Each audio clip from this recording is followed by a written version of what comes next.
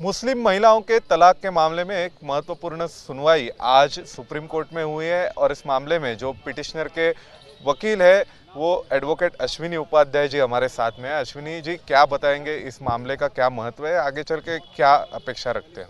देखिए, supreme court ने 2017 में ट्रिपल तलाक खत्म कर दिया था, तलाक बिद्दत को खत्म कर दिया था, लेकिन अभी 4 तरीके के तलाक और चल रहे हैं। तलाक हसन चल रहा है, तलाक अहसन चल रहा है, तलाक बाइन चल रहा है, तलाक किनाया चल रहा है।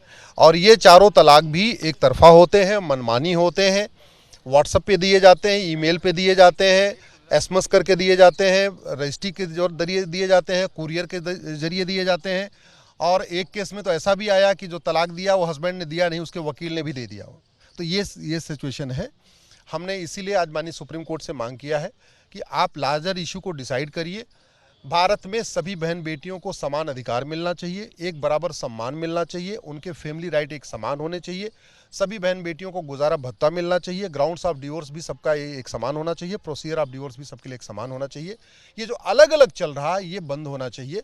भारत एक सेकुलर देश है और सेकुलर देश में कभी भी मजहब के आधार पे बहुत सारे नियम भेदभाव नहीं किया जाता है। इसलिए सरकार की ड्यूटी है, माननीय सुप्रीम कोर्ट की ड्यूटी है, वो सुनिश्चित करें। माननीय सुप्रीम कोर्ट ने आज दोनों पक्षों को सुनने के बाद 2 सप्ताह के बाद फिर से इस पर डेट तय किया हुआ है। हमें पूरा भरोसा है कि ये जो मनमाना चल रहा है ये बंद होगा और सबके लिए एक समान नियम कानून जल्दी बनेगा। अश्विनी जी, इसमें कुल मिला के कितने विक्टिम महिलाएं हैं? अभी तक 8 महिलाएं आ चुकी हैं। इसमें एक तो दिल्ली से ही है, बेनज़ीर हिना, नाजरीन निशा मुंबई से हैं, डॉक्टर सईदा अमरीन कर्नाटक गुलबर्गा से हैं। इसके अलावा और भी अलग अलग लखनऊ से हैं, कलकत्ता से हैं। आज मैंने माननीय सुप्रीम कोर्ट को ये भी कहा कि जो शहर की महिलाएं हैं, जो पढ़ी लिखी महिलाएं हैं, वो तो आ रही हैं, क्योंकि इसमें कोई जर्नलिस्ट है, कोई ग्रेजुएट है, कोई जो है बीए बीएड है, कोई एक तो डॉक्टर भी है। लेकिन आप इस चीज़ को सोचिए कि गांव में क्या हो रहा होगा, मुर्शिदाबाद में क्या हो रहा होगा, असम के एकदम रिमोट एरियाज़ में क्या हो रहा होगा, झारखंड में क्या हो रहा होगा। इसको सब ध्यान में रखते हुए एक यूनिफॉर्म एक कॉमन जजमेंट ज़रूरी है। और हमने ये भी कहा है कि चूंकि इसमें कॉन्स्टिट्यूशन का इंटरप्रिटेशन होना है, इसमें केवल नियम कानूनों का इंटरप्रिटेशन नहीं होना, तो ऐसे में संविधान पीठ बनाई जाए और इस मामले को फाइनली इस पर सुनवाई की जाए। लेकिन सर, पहले शाहबानो हुआ, फिर सायरा बानो में ट्रिपल तलाक इनवैलिड हुआ, तो ये जजमेंट्स और जो कानून बने हैं उन कानून को इनइफेक्टिव किया जा रहा है इन प्रैक्टिसेस से। हाँ, एक तरीके से 3 तलाक भले ख़त्म हो गया, लेकिन जो अलग तरीके के 4 चल रहे हैं वो भी एक तरीके से मनमाना है, एक तरफा है।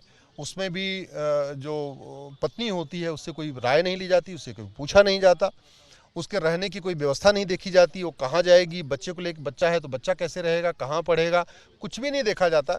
और लोग 3 बार उसको ईमेल भेज के, एसएमएस भेज के, व्हाट्सएप भेज के और बाद में अपना शादी कर लेते हैं, खुद तो अपनी ज़िंदगी बसा लेते हैं, लेकिन वो बहन बेटी सड़क पे आ जाती है, उसका कोई सिक्योरिटी नहीं होती, सोशल सिक्योरिटी नहीं होती उसके। इसमें तलाकनामा मिलने में भी दिक्कतें आ रही है कुछ? हाँ, बहुत सारे ऐसे भी केसेस हैं जहाँ पे 2 बार एसएमएस करके अपनी शादी कर लिया, तलाक दिया नहीं, तो वो लड़की कहीं और भी शादी करती है, लोग कहते हैं तलाकनामा ले आओ, तो तलाकनामा उसके पास नहीं होता है। ये भी प्रॉब्लम आ रही है। Thank you.